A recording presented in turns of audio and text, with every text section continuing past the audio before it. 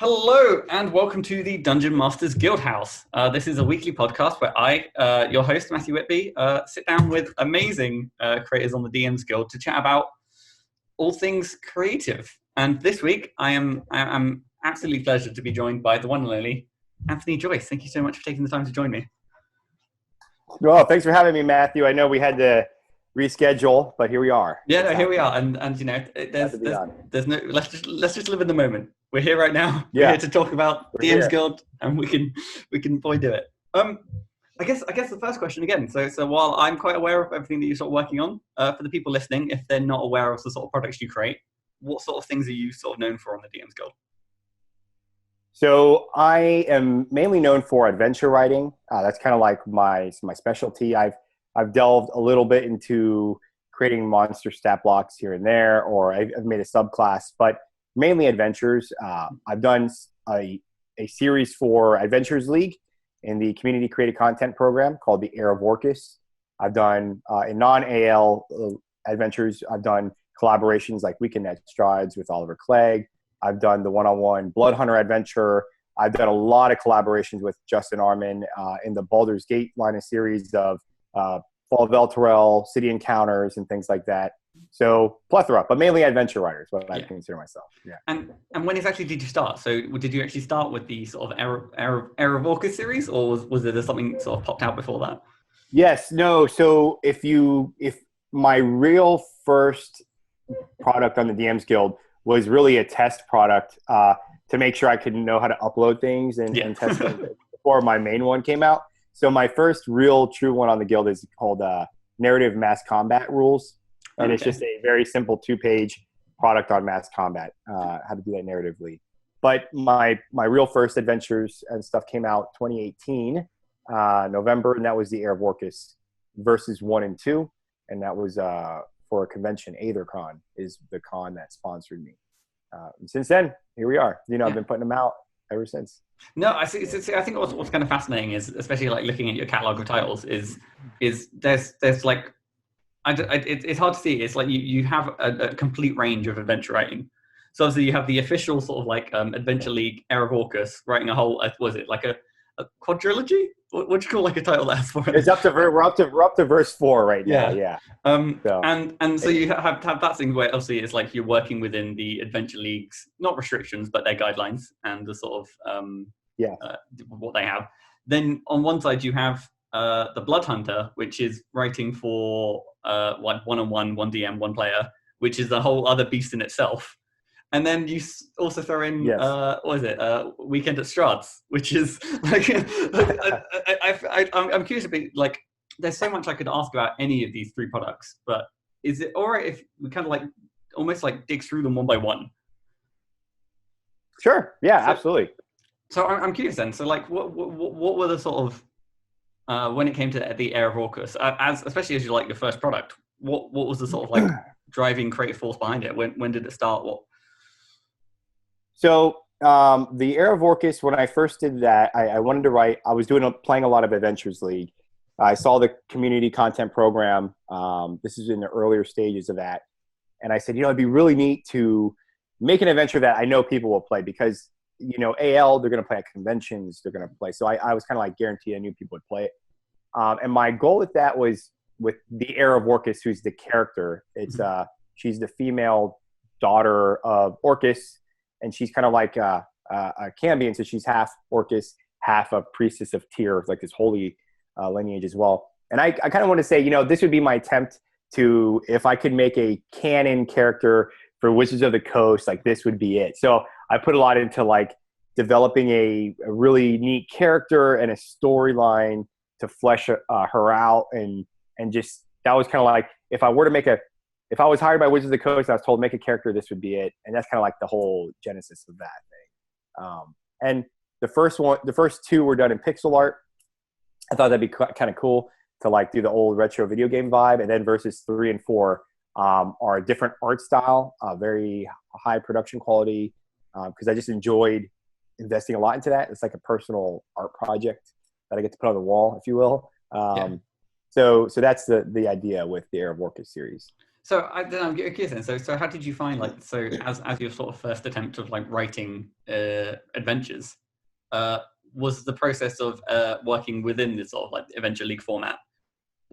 How did you find that? Because obviously, I think was this still with what season was this? Was this still season 8? That was season 8, the beginning of season 8. So I will say this to newer writers: if I actually found that starting with an Adventures League product was better to hone me as a writer, because I was given the closest thing you can get to writing like officially for Wizards of the Coast is Adventures League. And you have two components in there. You have the actual seasonal storyline Adventures League adventures, which you get selected for, and that's very prestigious. And then you have the community content program that allows you to build adventures within the Moonsea region, but you have to be sponsored by a convention. And that's like the next tier. But it's still really, you're following the guidelines, you're following all the requirements. So I learned how to write really close to the WotC style guide in that I learned to write to a specific times. So in that you have to write either a 2 hour, 4 hour. So I got really good at gauging how long an encounter takes and the balances that required to make that a timed adventure. So now if you see the Blood Hunter, which is my newest one, I can have it down to like at the beginning of the chapter says, estimated time 45 minutes. And that's really pretty accurate because of all the Adventures League writing I've done has gotten me to hone in on timing stuff.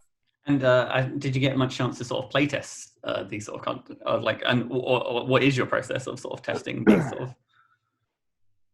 So I've been lucky where when I started out, I play tested initially several times amongst friends of mine. I would run it, but it's gotten to the point where I can advertise. I have a group of DMs that play test. So my newer ones, like excuse me, the verse 3 and 4. If you look in the credits, there's about 11 DMs that play tested this thing. I will give a shout out to the Adventures League admins here, because in season 9, they started to reward DMs if they played a playtest module in the CPC program.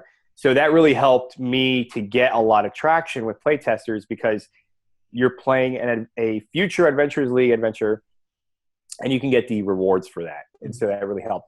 For the non-Adventures League stuff, I still can get playtesters just because I've kind of been grooming that over time. No, awesome. And so I guess as well, so you actually touched on like the idea that the sort of Blood Hunter follows not necessarily the same structure, but has the sort of time estimates and stuff like that. My biggest question definitely is like what is the biggest challenges for trying to write a like D&D duet? I think was it you tried to come up with like the perfect tagline for this type of adventure. So interestingly enough, I thought when I initially wrote the Blood Hunter, Icespire, the Dragon of Icespire Peak is built for group play or one-on-one play. And then there's several other adventures on the guild that are, you could play as a group, you could play as one-on-one. So I thought, okay, that's, I do the same design that I'm normally used to, and I make this one-on-one adventure. Completely wrong. And after, finding out from my end. But not wrong in like if you do it for the group and the one-on-one, it's a bad thing. That's not what I'm saying. I think there's so much more that you can accomplish with going in and saying, I'm designing this as a one-on-one, and that's it.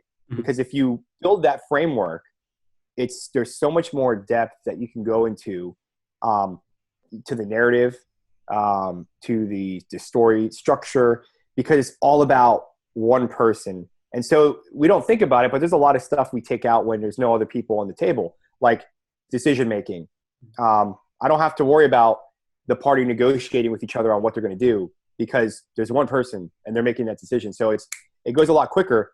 And so because it goes quicker, you have to add more content. So doing a 2-hour adventure for one-on-one, if I had designed that as a group adventure for 2 hours and you played it as one-on-one, it'd probably take you 30 minutes, 45 minutes, because the combats will go by really fast. The narratives, the role-playing will go extremely fast. But because it's two people, the DM and the player, like playing ping pong off each other, it's just extremely fast-paced. But I will add, I didn't know this until I did it, but designing the adventure with one-on-one, but also around a class, I think it just it adds so much, because as a designer, I can design in the aspects of the class features, and I could showcase them in every scene of the adventure. So it gives you a really immersive play. You could do it general, but I think if you really focus in on the class, you can just get a lot more out of it. Yeah, I think again, you particularly you kind of know the class's limitations. In the same way with like, was it providing sort of like pre-generated characters for adventures? It's kind of like you kind of fill slots that people get to sort of play with. As well as I think if I do remember, you do actually provide a pre-generated character, or is it? Not for Blood Hunter. So that was actually something. So that was an interesting one because people said, "Hey, are you going to provide a pre-gen? Do you want to?" And as a designer, I'll tell you why I did not. Yeah, no, please. So I started off the adventure at level 5 because at level 5 is when you kind of get into the subclass of the Blood Hunter class that you pick, and then you get a little bit of the extra features like extra attack. So you get a lot of cool stuff. So my thought process was like, this adventure is for somebody who's never played a Blood Hunter and wants to see what it's about. So they start at level 5. They could see the subclass they're going to play in a campaign maybe and test it out fully. And I knew if I provided a pre-gen, I would bias the player to pick it, and they wouldn't get to pick from all the Blood Hunter subclasses out there. So I didn't want to do that. Yeah. So I left it out on purpose because I did not want to, there's so many subclasses for the Blood Hunter that are even made on DMsGuild by different creators. And I didn't want to just pick 3 and then, people maybe don't explore their options. So I just kind of left it off the table. No, that kind of makes a lot of sense. I imagine as well, it's the sort of thing that at least it works in the Blood Hunter being like obviously a newer class. I imagine like, again, to go through that with like a fighter and have to write, or even worse, a wizard with all the how many different subclasses there are for wizards. It would be it would be a lot of work. No, I don't. It is like a sort of like fascinating project, and I take it you found the experience of designing, sort of almost creating a bespoke experience for a singular class, quite a satisfying experience. Yes, I do have plans to write another second one-on-one adventure. I think I've talked about on Twitter. It'll be the Bard. Nice. I'm looking at like a heavy metal Bard, Tenacious D style, and if you saw in Blood Hunter, I and even Weekend at Strahd, I do a lot with music. I tie it to scenes. As a DM, that's kind of like coming from my style as a DM. I spend most of my DM prep just listening to music to fit the scene that I'm going to run. I think it's very important. So I include that now as a designer. And so my Bard adventure, when I get to it, after all this craziness in the world kind of settles down, and I could work a little bit more on that stuff. That's kind of what I want to do, because I think people want to play one shots. I think they want to play around the 2-hour mark. Mm-hmm. And I think most of us want to try different classes, but we just don't have the campaigns to do that. Yeah. But it would be nice to play just even one shot in this class on this adventure. And so that's kind of where I see me doing a little bit more work going forward, is to produce some of these. So you kind of gave me the sort of the perfect segue there by sort of talking how you include a sort of soundtrack through the Blood Hunter and the Weekend at Strahd to talk about Weekend at Strahd, which which in itself is like, it's like very, very, like, again, to take Air of Orcus and then sort of compare it tonally to Weekend of Strahd, it is almost at like two ends of the spectrum. How did you find sort of like writing that sort of, I don't know, like, I don't want to call it a fever dream. I mean, a fever dream in a nice way. Well, I think what I'm beginning to recognize is the demographic of players in our community, right? Very diverse. You have a very diverse range of players, all sorts of orientations, genders, ethnicities, and also our age gap has really, really widened. It's, people in their 70s, it's people in their teens. And what I started to notice was this middle group, people just want to have a party. They want to have fun. And so Weekend at Strahd was like, I want to make a one shot where if you have friends that have never played Dungeons and Dragons before, you can bring them over to your house and say, hey, look, we're just going to play this, give me a chance. I'm going to run Dungeons and Dragons. It's going to be a great time. And it's a party at your house. And And the same thing, like finishing Curse of Strahd. That's a very serious, like, it's very oppressive. It can be very dark. And so you beat it, and this is like, hey, we beat Strahd. Let's have a party. And I actually did that when I made Weekend at Strahd's. It was actually at the end of my Curse of Strahd campaign. We killed Strahd, and then we ran that. I was designing it. We play tested it. Yeah. And so then you have the 80s, which is just so awesome. You know, the music, the vibe.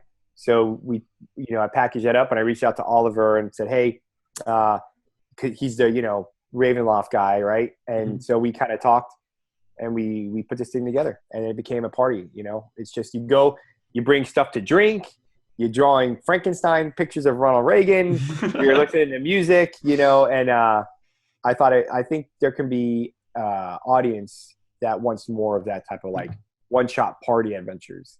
So what was the particular like process of like when you came down to sort of write Weekend at Strahd's?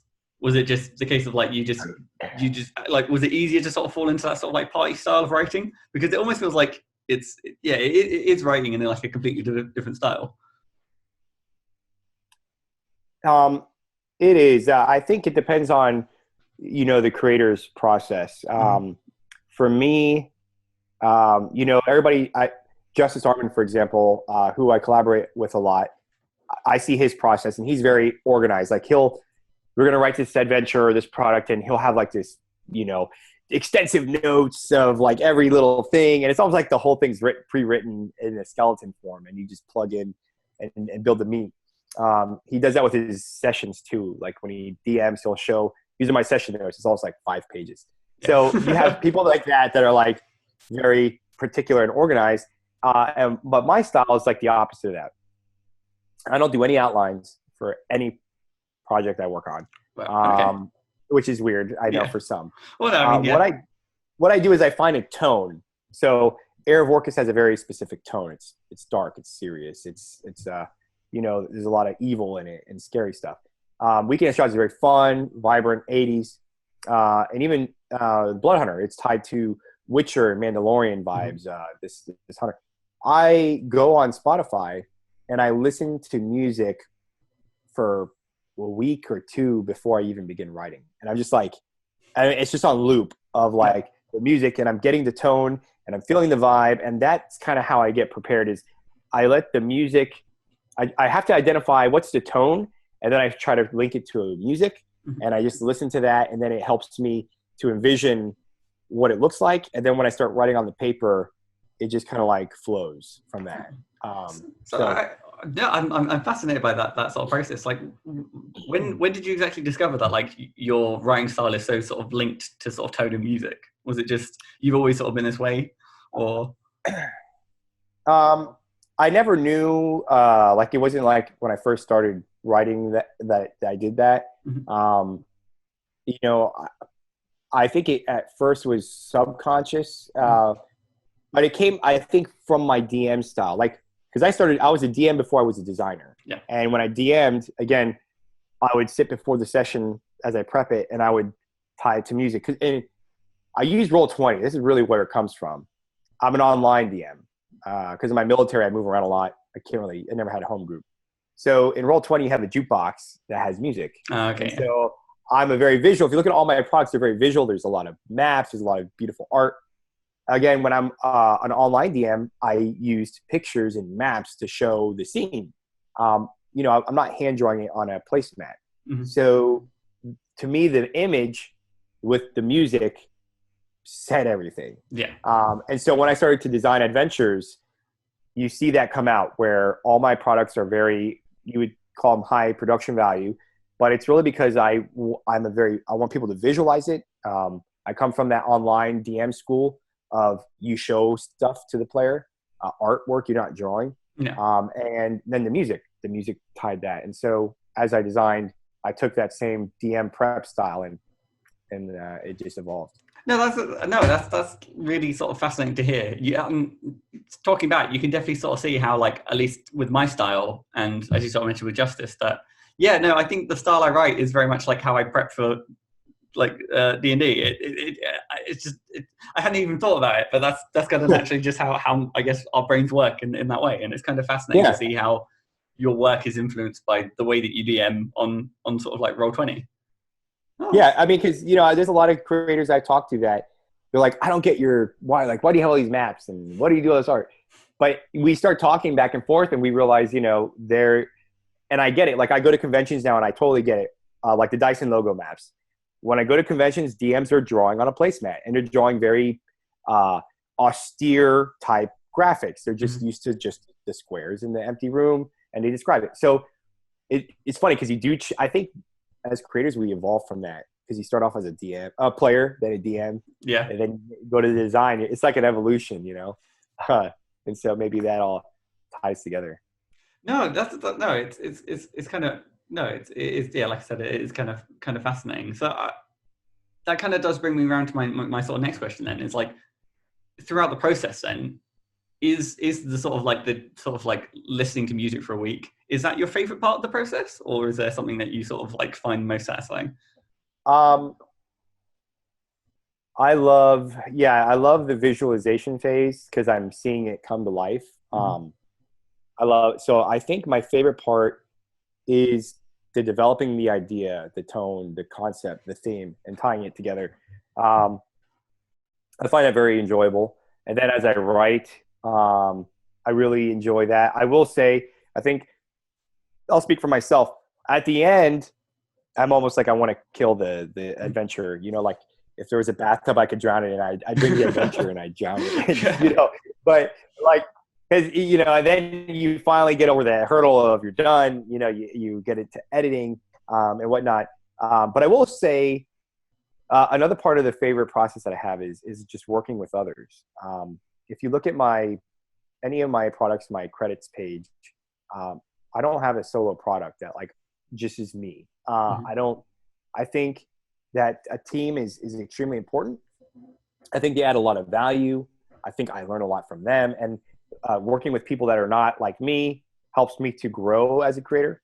So that's also a part I highly value, enjoy, and I would recommend others do as well, is seek out working with other people because you'll become better for it. That feels like a sort of good question to sort of pin on with, because you do have you've worked a lot with both, was it Gordon and Justice a fair bit? Yes. I'm curious, how do you find the sort of the process of having almost like a consistent team? I was actually full-time team, but that's so Gordon, if you look at my products, I think every product, starting with the little astronaut, that's like the little kid, 3-year-old adventure. It's a one-on-one, believe it or not. We spent all this time talking about Blood Hunter when we've been talking about the astronaut. So I started working with Gordon very early on there, and he has done every product of mine, and he'll continue to do every product of mine because he's great to work with. He is a professional. He is a perfect at his craft, design and graphic design and layout, and he illustrates. He did the Blood Hunter illustrations, and Weekend at Strahd's he illustrated as well. So he's someone that I get along with really well. And it's funny, the longer you work with people, you learn their quirks and their personalities. Yeah. He has a very interesting personality, but he's very gifted at what he does. So, we get along well in that regard. And Justice, I've been working a lot with as well. He brings a different set of skills to the table. Again, he's very organized, very methodical, and whatnot. So he helps refine things a lot. And so I enjoy working with him. And I think it's good to build these core teams up because they start off as just like collaborators, but then you become friends. Yeah. And then you have like these friendships that go, and you can translate to anything else just outside of D&D or even in D&D. Jeremy Forbing's another one I collaborate with a lot. He's really great. So, that's like part of our community, because now when I go to conventions, I'm like, hey, Justice, are you going to be there? And he's like, yeah. And we're like, all right, we'll have, dinner and we'll see each other. And you get to they're not just people on the internet anymore, Yeah. They're friends that you can call and talk to. So I really enjoy that. No, I must admit, I think that's something that I've kind of enjoyed about at least both collaborating and then also doing these podcasts with collaborators. Because 9 times out of 10, this is actually the first time I've ever seen their face or heard their voice. So it's like, Yeah. oh no, that's kind of what they're like. And yeah, it kind of makes it more real than just being like, oh, this is the person I worked with and I saw their comments on the side of a Google Docs. And that's my idea of their existence is within Google Docs. But I guess, okay, so to bring it around on to the other side of the spectrum then, about your sort of like creative process then, is there any sort of part of a project that you don't necessarily enjoy? Or you did mention the end of the project wanting to drown a baby. I don't know. Yeah. The end of parts that I don't really enjoy, I'm trying to think here. I don't know if there's not one particular that I like. There's not a part I can point out and say that I just really dislike this part. I just know my weaknesses. I'm not a good editor. I never will be an editor. So maybe that's like, when people are like, hey, proofread this, like my brain, like my creative process, my brain, I think is more on the creative side. Like I was never good at math. I suck at it. So I think it goes down to like details maybe. I don't know. But like I miss small little details. So I don't like that. Like I don't like, and the thing is when I work with Gordon, it really like, it's a pain in the ass because he's designing an InDesign. So every mistake I have or the editor doesn't see, and then I don't proofread, or if I change something after the editor, and I didn't proofread, like the work goes to him. So he's like, why'd you do this? And so I have to get I guess I hate that part. Yeah. Like I hate the fine tuning because it's not a Word doc. I can go and just make a change. Yeah, it moves the sort of the stress of the workload onto someone else. And yeah, I think I recently went through a process where we did a round of edits and stuff like that. We sent it off to the layout, and then we're just like, oh no, some have slipped through the cracks. We have to, but that's not that's normal. Like you could have 5 people look at the same document and they're gonna it's just weird. There's always gonna be something. Yeah, no, I think I'm very much the same. I think I'm slowly getting the thing I find about having worked with a lot of editors before is I identify what they catch me out on, and now I'm trying to catch myself. So basically, I think before it was always wills. I accidentally slipped a few wills in like the characters will, they will that. And now because I've been trying so hard to avoid writing will, I sometimes use can instead. So now from having like 2 editors like on 2 different projects pick me up on my wills and cans, I'm now laser focused that anytime I see that word, I'm just like that needs to go. Good. You see, you're learning, you're getting better there. That's all it's about. Learning slowly. It's kind of cool to hear that like we're kind of similar in that sense towards like the editing side of things. But keep moving along with the questions. Then there's like one of my least segues. I was going to add one thing here about art, and it's not that I hate this. I think it's something for people to consider because art is a big thing in many projects. So some of my projects have had very high art budgets for some. Okay, but my most successful products actually don't, which is very interesting. Weekend at Strides actually has custom art, but it didn't cost a lot because I did royalty share there. So I'll say 2 things here for people. If you work with artists or people that can illustrate and you have a consistent record of producing results in terms of your products sell, you can make the case to share royalties, I believe. Because in the end, when you do it, the royalty share actually, in my case, I actually pay them more with the royalty share than if I did a flat payment for their normal commission rates. Okay, so I think if you're out there and you're a writer, designer, get your portfolio. And when it starts to become very, solid, and you have results, go to artists and say, hey, here's my proven results.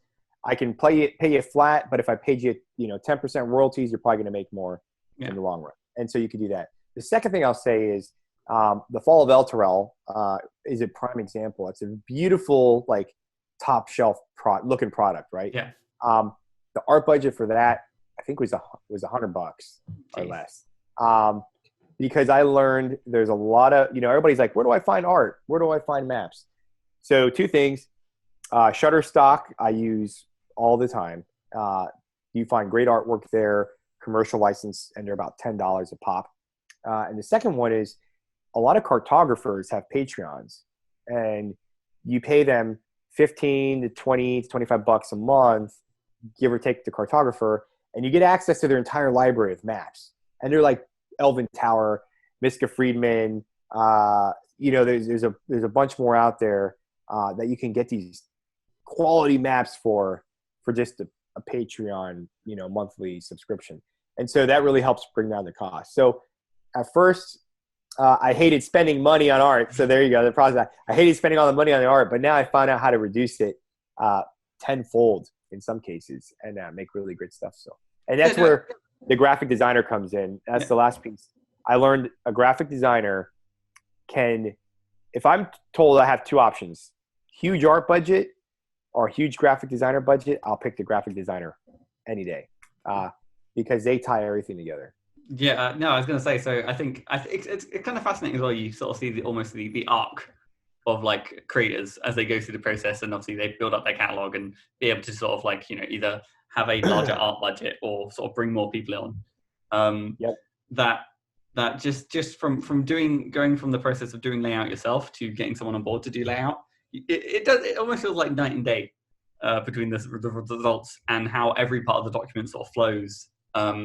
Also, like, was it most sort of graphic designers or layout artists, their ability to necessarily not, even if you don't provide art, they find the filler art for you, and they can just sort of, they again, rather than either one of us going through Shutterstock and trying to find that perfect image of like a sunset, they've already got like, I don't know, three other libraries that have like, I don't know, just the perfect images. I 100%. I agree with that. I think that's another thing as well, is like it's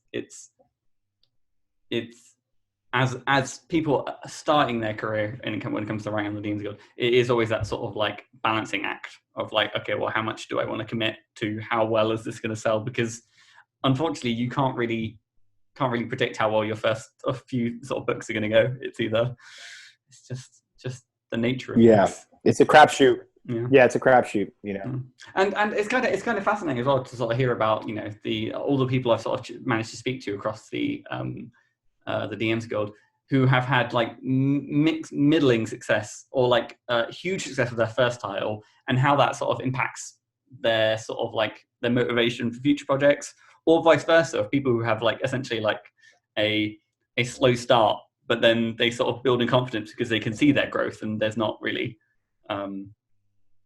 I think there was a point there somewhere, but I think I've made my point.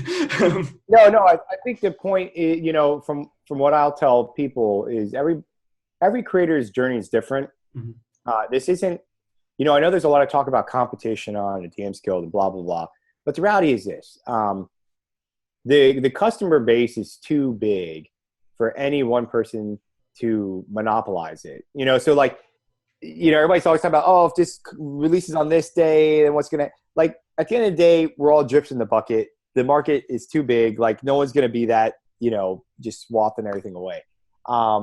So I don't look at it like competing with people. I'm not putting on my battle makeup and, getting my morning star out to go charge the DMsGuild, because there's enough for everyone. And I think that if we take it on, like, in fact, I want more people to succeed on the DMsGuild, because if they're succeeding, they're bringing people in to that marketplace, and those customers are going to see my stuff.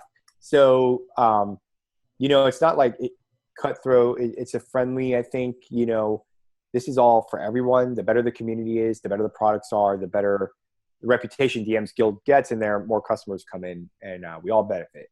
And so if you're not getting a platinum on your first title, like, don't beat yourself up. That's It's always they always say the DMsGuild or they have a long trail. Just even if it takes like 10 years, eventually you'll get there. Stuff like that, with like one purchase every few weeks. But no, so I guess sort of keep bringing it around the sort of like the end of the questions about your creative process is there any particular lessons that you wish you had learned earlier? Okay, good question. The lessons I wish I knew is, and so when I speak, I want people to understand too where I'm coming from. I'm in the military. I have a very healthy income stream, if you will, that is not endangered even in times like this. Okay. So I've learned that my ability to give back is very important. What I mean is when I work on projects, when I hire a graphic designer, I'm paying bills for them that month, when I hire an artist, when I hire an editor. And I think that's why I have to understand two things. Pricing fairly my product so that I can continue to afford to hire other creators, because other creators who are not doing this as a hobby and are doing this to put food on the table or pay their rent, I can contribute to their success financially if I continue to have high produced products that require a lot of other people to work on them. And also the customers come to accept and appreciate that and come to the DMs Guild for that type of stuff.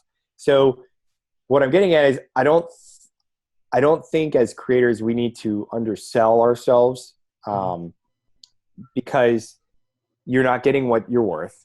And then you're also, by preventing your own financial success, you're kind of preventing the financial success of others around you. What I mean is you're not hiring them, you're not working with them, you're not collaborating with them. So the more I can do that as a creator, like the more I can give back to the community in that way, I think it's very important. And I would challenge other creators that have the means financially to do that, to like step up to the plate and do that, to make sure that their prices are fair and to bring on other people to work on their project, because you're giving back to the hobby and you're giving back to the community that we love, No, that's sort of solid advice. And I think almost like touching on something you sort of said earlier about talking about the DMs Guild community not necessarily being cutthroat, or I think we are very fortunate that, the DMs Guild community as a whole is it's an amazing community, I think. Absolutely. I think honestly there's so many lovely people in it, and it's something that I think the longer you sort of stick around, you start to recognize names. And you can sort of see the work. So when a sort of project comes along that has so many sort of like so many names involved into it, and you can sort of see that it's been like a labor of love, you can sort of see that this is going to be good for the whole community. Sort of the high tides raise all ships. Yeah, absolutely. That's sort of a beautiful saying. Any sort of particularly like any particular creative lessons that you kind of wish you learned from like nitty gritty designy stuff? Yeah, I would say from a design. Okay, so design insights. Let's see. Do the unexpected. Take make things larger than life. If you're and just think of things as like, if I'm a player, what would be different? So I'll give you an example. My Era of Orcus verse 1. The first major adventure I wrote. Something so simple that I think is very important is every time you play an adventure, it starts out with you get a quest, you go take care of that thing, and then you win, right? It's like the three things. So verse 1, you get hired to go. You can start off with like a letter to go to the quest giver, but the quest giver are devils. They're evil. But you don't know that. You're a player. You got your note. You're going to do your quest. So you get stopped by a group of knights, holy knights, and they know you're going to see these evil people, and they stop your carriage and they threaten that you're evildoers and they're going to slay you if you don't stop. So, normally the good guys aren't the ones stopping you to go accomplish your quests. So a lot of people end up killing these knights, funny enough. So the moral of the story, and they end up working for these bad people and they do their bidding. But the moral is like something so simple of just changing little aspects of an adventure, like maybe the quest giver is bad, or maybe going to meet the quest giver isn't really the point of this quest. Maybe it's something else. Yeah. It makes things unpredictable to the players, because if players and DMs at the table are running the same type of stuff over and over, there's nothing different about it. And I think that'll make you successful. Again, you look at Era of Orcus has all that different stuff in it. Weekend at Strahd's different. Blood Hunter different.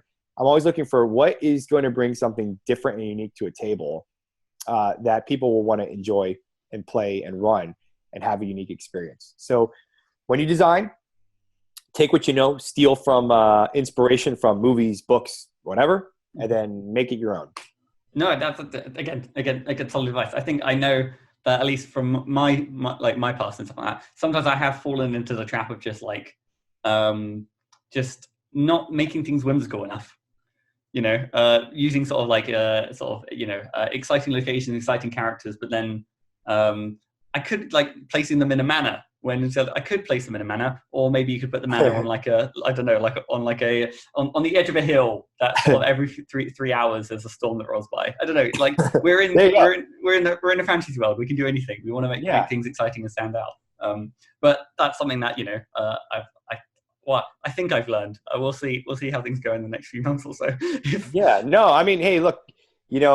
Obviously you're doing great stuff, and you've talked a few times in here the lessons you've learned, and we all that no one starts out like, hey, I wrote my first adventure, and now I'm hired by Wizards of the Coast, and look at me. Like that's just not reality. You look at like Empty Black. He started in 2016, and he put out he was just pumping stuff out, boom, boom, boom. So, I mean, even if you look at our best creators, they don't start off, where they're at now. There's a journey, there's a quest. We level up as we go along, and then we find out the quest giver's evil, and then there you go. There you go. Yeah, I've been bamboozled. No, awesome. All sort of solid advice, and I think the idea that this is one, we're all in this together, and we learn as we go, and if you can sort of bring people up as you go, we're all the better for it. And that sort of actually brings me into the sort of the final set of questions, which is all about looking ahead and the DMsGuild community as a whole. You mentioned that you're doing this Jack Black inspired one-on-one bard. Do you have any sort of other sort of dream projects or things in the works that you're working on? That you're happy to share? Yeah. So I'll be honest, everybody has different motivations for doing what they're doing. The dream of where I'd end up with doing this would be writing for Wizards of the Coast.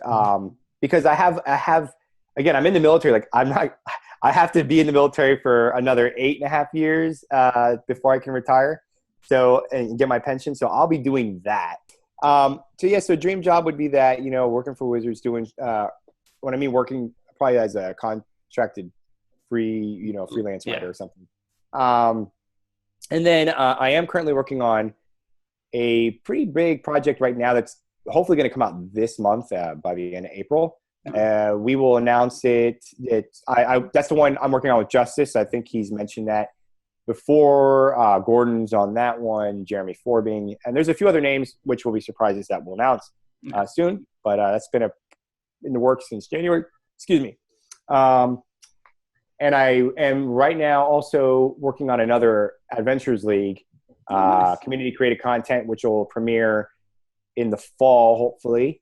So outside of that, that's kind of currently what I'm working on at the moment. No, exciting. And then I imagine, are you the sort of creator that kind of likes to keep one project on, like one main project on the go at any time, or do you like to juggle a lot of plates? No, I'll only have 2 projects maximum. Yeah. Usually it's one, very rare. If it's 2, it's overlapping, this one's ending, it's in the final stage, and then I have the other one I'm starting. But for me, it's just one at a time. That's all the bandwidth I can really do. Again, military, father of 3, married. Yeah, no. I gotta make sure I'm successful in all aspects of life. I don't want to just be the deadbeat dad who's good at DMsGuild, because I want to be good at everything. The sort of the quality of your products that's come out, they definitely sort of do have that sort of labor of love, and that sort of when you are working on something, it is your sort of full dedication of the hours of the day that you have available to dedicate towards it. Correct. But no, so I guess No, awesome. So basically, the inspiration is to keep an eye on this space for the end of the month for something exciting. Yes. And then, do you know? So I don't know how it exactly works with was it community created content for the Adventure League? Is it's premiering in sort of fall? Is that the case of like you're not allowed to say anything necessarily about it, or? So the convention that I'm working with is going to put out an announcement, and I have to kind of. It's interesting when you do community created content. You're working with a con. You're kind of like contracted to that con. It's odd in a way for some creators because when you publish your adventure on DMs, you're like, I'm in control. I do whatever I want, and it's done. Yeah. With the convention stuff, the convention kind of tells me what to write. They give me like an outline. We want this kind of story, and then I produce it that way. So it's a little bit different. There's a little bit more oversight, if you will. Mm-hmm. But I enjoy it because I like doing that stuff. Yeah, no, of course. Yeah, I think so my own experience is I during right at the start, I did write an adventure for a CCC, but it was like a they were asking for submissions. So I applied with it, and then obviously they only have limited spots per year. So no, it was an interesting process. But no, it's kind of interesting to hear about that side that I don't necessarily engage with. But I think it's definitely on my to-do list to try and get involved with the CCC. Good, yeah, it should. I think every creator should give it a shot and do it at least once and see what it's like because there's a lot of opportunity. I think the trade-off we have is obviously there's a lot of conventions over in the US.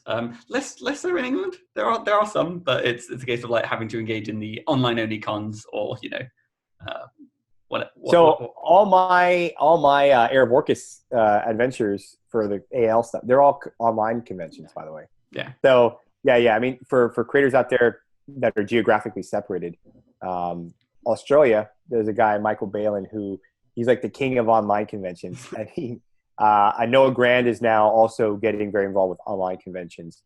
So reach out to them, and for other creators out there might be some CCC opportunities for you. Just do some refresher courses in how to use Roll20 to its fullest potential, and then you'll be giggling. There you go. Yeah. So speaking about the community as a whole, then I always ask who if there is anyone in the DMsGuild community that inspires you. But I always feel like you can never really just say one person. it's the case of like there's so many great people. But were there anyone in particular that you wanted to sort of like shout out and? So I'll kind of do buckets, if you will. I'll do buckets of people. I really admire the DMsGuild Discord community admins. Yeah.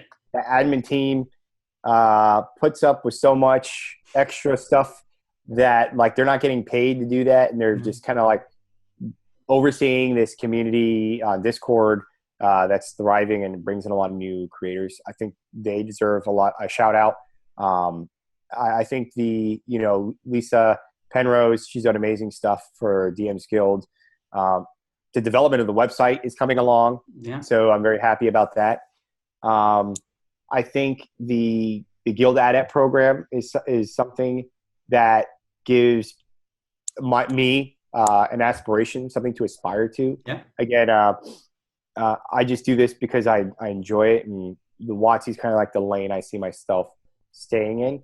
So that's kind of like really cool to see that there's at least some light at the end of the tunnel, maybe for some of us that want to do that. And just there has not really been a person in the DMsGuild community that has been just like a jerk to me or to others that I've seen, like just blatant. There are problem cases, there's situations that arise that are problems, but they're handled like very quickly, and the community kind of rallies around whatever issue there is, and it's hashed out. Boom. So that's very inspiring as well. And again, I urge anyone who just watches these videos, like if there's one community to get started in writing tabletop, it's in the DMsGuild. The people are amazing. It's a diverse group. It's not just like, a bunch of people of one type of thinking. It's just a plethora. It's a garden. So, And there are like so many nicer ways. Like again, as the community grows, is there are so many people when doing like efforts to onboard new creators. Looking at like, was it the RPG Writers Workshop? There is, I know, was it Adam in the community does things where like he tries to bring in as many first time writers onto like a project each time. Yeah, Adam does great work. Brittany Hayes always doing stuff. Laura there, and again, the people I work with all the time, Justice, Armin, he does a lot of great stuff. He believes he edited your Volo's Guide to Murder coming out, right? Which actually was it. So when this podcast comes out, it releases tomorrow, which is Monday, but this podcast will be coming out on Thursday, so it's already out. Already a platinum bestseller. Oh, it's out. Yeah, go buy it. I'll make sure. I saw it. It was beautiful. Yeah, thank you very much. But it is a case of like anytime anytime I ask it is a case of like, there's so many amazing people, and I think what's great is you got a lot of good. Yeah, just to sort of like shout out, and just like everyone's sort of great. It's nice. So. Yeah, well, sorry, just I'm looking at the sort of the remaining questions and towards it. It feels like we're coming up to the end of an hour. I'm trying to think if there's anything else I still want to ask, and it's I think more impressively and stuff like that. I think like one last quick thing. How did you find your experience on working on the Dungeon Masters Guild Design Dash? Oh, that was very fun. I really enjoyed that experience. I had a great time. So if you watch that, you actually see my process. Literally, when I started writing, I did it after it was about 515 words in that time span, and it was started off just like narrative, like you would read in a module. That's how I write. I don't do the outline bullet point stuff. So I enjoyed that. I had fun. And Mackenzie, it was a tough fight. I was going hard on Twitter to get the vote out, but she crushed me. So kudos to her. She deserved that win. She really did well. No, it's kind of fascinating. Like, especially like it's such an interesting idea. And every fortnight when it sort of like pops up, it's always like this is awesome to sort of see where creators come in and just sort of flex. I don't know if flex is the right word, but just sort of I think it's a great show. They should keep running for the community. It's awesome. Well, so with that, pretty much all my sort of questions to the side and stuff like that. For people who are obviously incredibly interested in everything that you're creating and stuff like that, what's the best way for them to sort of keep in track and stay up to date with everything that you're sort of releasing? So my online presence is mainly on Twitter, and that's at Thrawn589 on Twitter. You'll find me. I have a new website that's mainly just my portfolio, and there's a way to find my Twitter and my email through there as well, and that's anthonydreams.com. But what you'll see me do on Twitter, it's usually like 98% all Dungeons and Dragons stuff. I focus on that. I'm starting to do a lot of community giveaways using my DMsGuild earnings, because I'm like, hey, I'm lucky enough to actually, I'll tell you a funny story. Okay. So when I did my first giveaway, I was just doing it to hey, here's the thing. But just the amount of people that are like, man, I really wish I could own a Dungeons Masters guide, or I really wish I could get the new Critical Role book. Really struck a chord with me, and that's why it's something that I think other people should consider. Is I have all the D&D books, I have all the D&D Beyond books, I have them on Roll20, and to me it's like whatever, I have them. But for other people, that's like a luxury and a privilege, and people would love to have that. So that's where I'm like, what, like this DMsGuild money that I get and I earn, it's good. I use it for stuff for fun, to put back into projects, hiring people. Yep. I use it to give away stuff to the community. So that's like my way of like, hey, you know what, this community is awesome, and everybody deserves to have like cool stuff. And I want to see creators in that community thrive, and I want to see people like get products. So I started doing this. So I do giveaways now, using my guild earnings to just give back, and then to hopefully sell. I generate more products to sell, so I could hire more people to help them. And it's a never-ending cycle of growth and community feedback. So it's kind of like I try and use I do use my DMsGuild earnings to sort of fund back into the projects. But it's nicer to think that not only can it fund my projects, it can also not fund as a community, but be used towards that. I think that's awesome idea. Nice. Well, I think, like I said, so I think that's pretty much JK Design. I think that's just about everything we have time for. I am going to quickly plug my product, if you don't mind. It was great. It was great, by the way. 5 stars right now on DMsGuild. Listen, I put in the effort of hosting a podcast. I'm allowed to show my own products occasionally. Hell yeah! Here we go. Plug away. But no, so the Volo's Guide to Getting Murdered is now available on the DMsGuild. So that was an amazing project that I got to work with on Justice with as sort of like an editor and sort of co-author, as well as Anne, who did the layout. And this is my first time working with a layout artist, which is amazing. As well as the artist Doodlebags. I don't actually know their name. I only know their Twitter handle, just because that's how we communicated. Okay. But either way, did some fantastic line art of everything. If make sure there's a link in the description, and I would be honored if you guys could pick up that product, because it was a fun product to finally kill Volo. One quick thing here, Matthew, if I can, he was talking about creative design processes. Let's switch just for a second, as I'm the interviewer. I want to ask you one question real quick.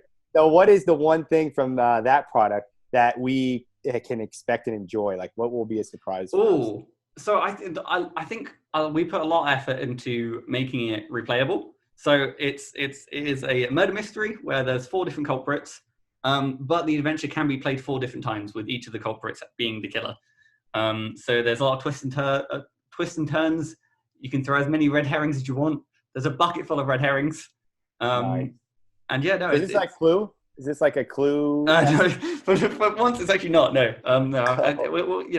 So it's very exciting. I'm kind of chuffed with it, because basically the funny enough, the idea started on this podcast. I was chatting with was it RP Davis, and we had like a runaway tangent conversation talking about how we should sort of take the DM, like the official D&D like characters like Volo or Mordekainen, and just sort of like put them in every adventure, because as the DMsGuild we can do that. We can use like, so I was like, I'm just gonna take Volo and I'm gonna kill him. I'm gonna do it. And lo and behold, it's been done. I'm using the IP to its fullest. Thank you for that. No, it was a case of like when the guest asked questions to the interviewer. It's like, oh no, I wasn't prepared for this. So I'm meant to be the one asking questions. I mean, I'm glad, but there you go. So I'm excited. I'm gonna be picking that up.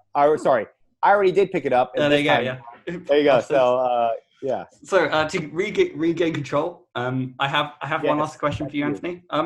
Any ideas on how to end a podcast? I'm open to. I see you've asked this question, right? And so the bold thing is to say, look, I'm going to reveal to you my secret project, right? and then you go back, all right? Do another sort of hard cut. You know what? That's pretty good, because I do have many secret projects. More importantly, the one. Actually, I'm trying to think of like which one do I want to spoil.